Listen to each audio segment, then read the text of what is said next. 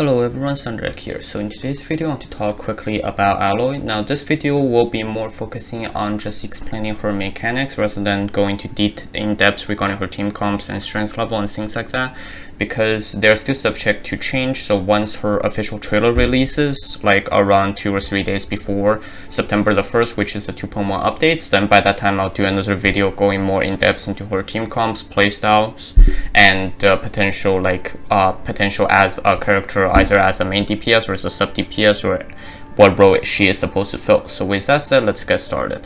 So conclusions first, I believe that Aloy is going to be played more as a sub DPS, where she can only use her auto attack after she gains the passive of allowing it to apply cryo, basically turning into Yoimiya's E state for a little bit, and other than that, most of the time she will be used for her E and Q. So with that said, let's move into everything. So let's start with stats progression. So even though she is a 5-star character, however, her base stats are close to that of a 4-star character. So let's take a look. At level 90, she can have up to around almost 11k HP, which is a bit on the lower end. I'll use Diluc as a comparison here because, you know, Diluc is the old 1.0 main DPS stats, so using Diluc as a comparison is a good way to measure, because Diluc is a rather conservative measurement when it comes to 5-star stats. So compared to Diluc, he is losing a total of around 1 to 2k HP, so which is already on the lower end. Her base attack is only 234 at level 90. Again, compared to Diluc's 335, it's quite low. Her base defense is also a bit lower at 676. She ascends with crowd damage bonus. This one is the same for everybody, so it's going to be the same. I can quickly check Ganyu's here.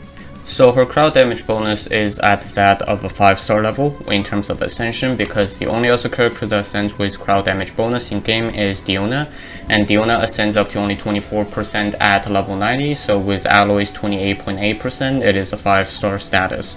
However, as for the rest, crit rate and crit damage, the base is always at 5% crit rate and 50% crit damage.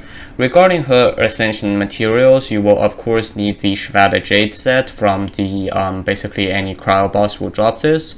As for her actual material that one of the boss drops, you need to farm the cryo hypostasis if you're looking to build her. For the local specialties, she requires the crystal marrows from the basically most of them are on Yashuri Island. There is quite a bit of them under one of the corners of the furnace in the middle of the Inazuma Islands, and most of them are under near the exposed skeletons of the giant serpent on Yashuri Island. So you can find a bunch of them there. I also have a video on that if you want to check that out. As for the mob material she needs, they are from the Scepters, which is the new boss of which is a new mob of patch 2.1. It will be either adding in Watsutsumiya Island or Shuri Island. We don't know exactly how many are in game yet, but you might want to farm them starting day 1 release of 2.1, because these will take a while to farm. And of course, she needs Mora to ascend. Moving on to her skills. Her auto attack is the same as any basic bow character, so not Child, not Ganyu, and not Yoimiya. So it's just normal, hits up to 4 consecutive shots, and for aim shots it just aims a charged crowd shot, only stage 1. She does not do stage 2. Plunging attack is the same as everyone else. As for her rates are not very high, but however currently we do not know her attack speed because she only hits for 4 hits. So overall she might be able to make it up in terms of damage per second. That's the actual stats we need to look at for damage. But currently we do not know her animation speed, so we can't say much about it. But compared to the raw stats, compared to, for example, Yoimiya's attack, it's much lower, and compared to Fischl's, it's around the same in terms of damage. So again, she is looking more like a 4-star in terms of damage. She probably won't use fully charged aim shot during in-game unless you're playing her in a very weird style, and plunge attack, she also won't use that a lot in-game. Moving on to her elemental skill. Her elemental skill is called Frozen Wilds. Aloy throws a freeze bomb into the target direction, and that explodes on impact, dealing crowd damage bonus. After it explodes, the freeze bomb will split up into many chill water bomblets. In this case, it's 6, and these will explode on contact with opponents after a short delay, dealing crowd damage damage bonus. When a freeze bomb or chill water bullet hits an opponent, the opponent's attack is decreased and the alloy receives 1 coil stack. Alloy may gain up to 1 coil stack every 0.1 seconds each. So that is the base of her elemental skill. Essentially, the character that this looks most close to is probably Klee's, except in Klee's case, Klee's actually does some damage when the jump deep dump deep bumps the initial 3 times, whereas here there is no initial bump, so it's 2 damage in total, 1 from the initial throwing of the bomb, and the second one from the chill water bomblets exploding. Each one of them will be considered the second part of the damage. As for the damage numbers themselves, again, it's not very impressive, and for the enemy attack decrease, it's not that useful, because overall you want to increase your damage than say decrease your opponent's damage, because Genshin is a game where it takes advantage to take offensive action than defensive action. Of course, no outside example not to follow, but other than that, most characters it is best to stack on stuff that will increase your damage than stacking on stuff that will increase your survivability. And finally, regarding who can suck up the chill water bomblets, it is showing in the 2.1 trailer that Kazuha can do it, so it might follow the same rule as Klee's Jumpty Dumpty's leftover bombs. Essentially, anyone other than Venti probably will be able to suck these up, so Kazuha can do it, Jin can do it, maybe even Sucrose can do it, but Venti will not be able to do it because that's the rule that that was generally followed for Klee's bomb. So given that this has the same behavior as Klee's bomb in terms of Kazuha's sucking, so this should follow the same behavior. Moving on to the coil status she gives, it's her special status. Coil, each stack can increase Aloy's normal attack damage. When Aloy has 4 coil stacks, all stacks of coil are consumed. Instead, she then enters the rushing ice state. During that state, her damage is dealt. During normal attack, converts to cryo. And on top of that, she cannot gain any new coil stack when in this state. And coiled effects will be cleared after 30 seconds after Aloy leaves the field. So it is very easy to stack up to 4 coil stacks, and they stay on the field for quite a long time. So this is why I'm saying she is probably best played as a sub DPS, because again we have seen in the beginning that her normal attack rates are not very impressive.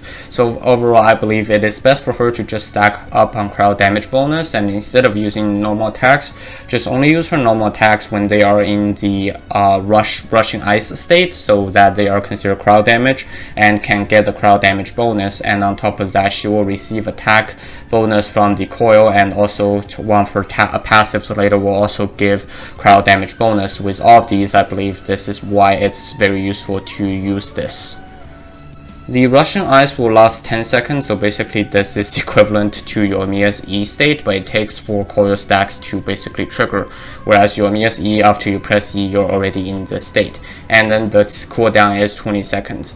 The normal attack damage bonus at level 4, this one I believe is wrong. It should not be 1000%. If it's 1000%, she's probably 6 stars at this point already. And the cooldown is 20 seconds, already talked about this. There are something wrong about the stats here, which is also why I'm not making a video regarding her strength level right now, because the wrong data stats here will affect her power level by quite a bit, because we do want to see what's the damage bonus we're getting, but currently the 1000% is of course not the correct number we're looking at.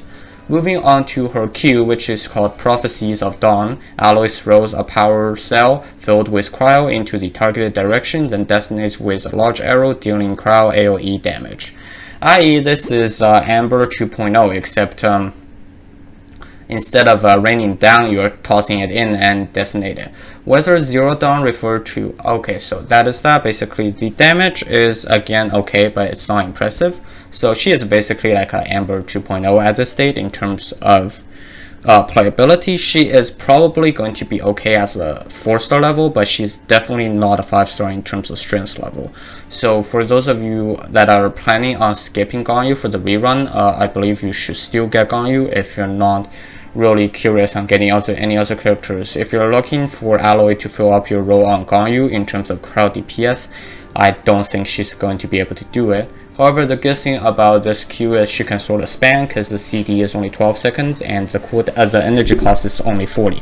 So basically it's equivalent to Diluc in terms of spam ability, so that makes it pretty nice. But other than that, this is why I'm mainly thinking that she's probably going to be sub DPS, where she comes on the field, uses her E, gains coil, deals damage for 10 seconds, then leaves, and once her Q is up, she just throws her Q and leaves the field again. There is no hard switch timer for her other than the 10 seconds of the rushing ice duration, so this makes her pretty good as a sub DPS. Moving on to her talent Ascension Materials, the book you'll need is the sets from Freedom, so the teachings, the guides, and the philosophy of freedom. These can be farmed in Mondstadt and I forgot which days.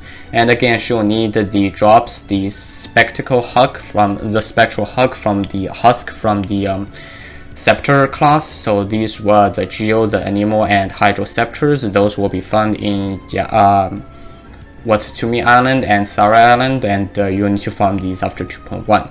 As for the stats, as for the material she needs after after talent level 6, she'll need something dropped by La Senora. I can finally say this. She'll need the flower dropped by La Senora, who will become a weekly boss, so that will be her last one. And of course, to go to level 10, which I do not recommend, but if you want to go to level 10, you'll need the Crown of Sagehood. Moving on to her passive talent, she has the same one as Sayu, but in her case, it's for anything that produces fowl, chilled meat, or raw meat. So basically anything that produces any birds or any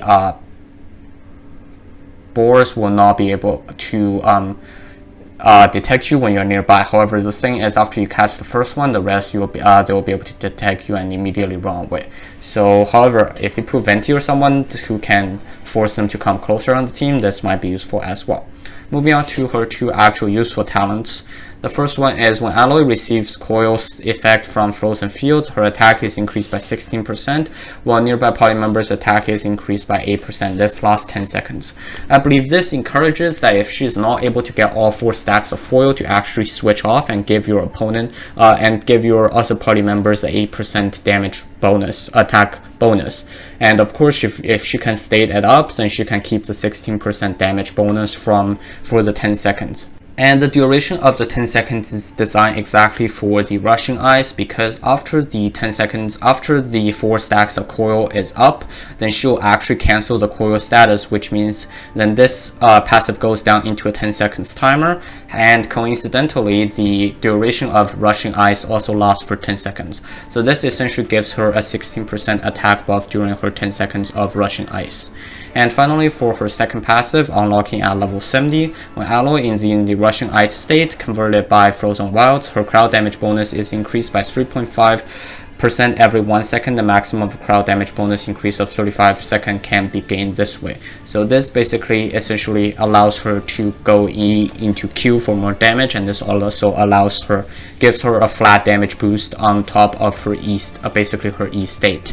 And also near the end, when she's stacking near 35% crowd damage bonus, instead of hitting a few more, she can go into Q, then that Q will be able to take the 35% crowd damage bonus, and right after that she can swap out. So her kit works very well. There is no really hard switch timer other than the 10 seconds, but that is pretty easy to time. And other than that, I believe she is very good as a sub DPS, but only as a 4-star level. So she's not going to be able to compare with some of the 5-star sub DPS in terms of damage.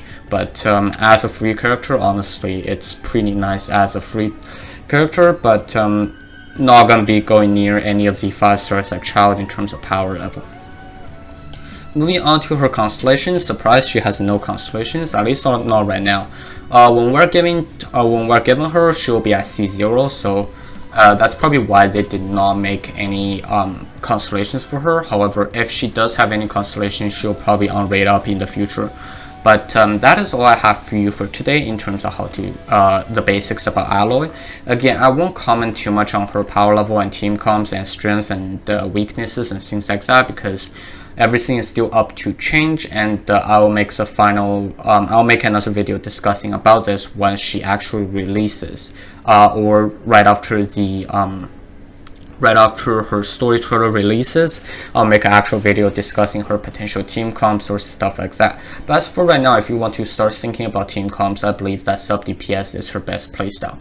Thank you very much for watching. If you like the content, please consider subscribing. Thank you and have a nice day.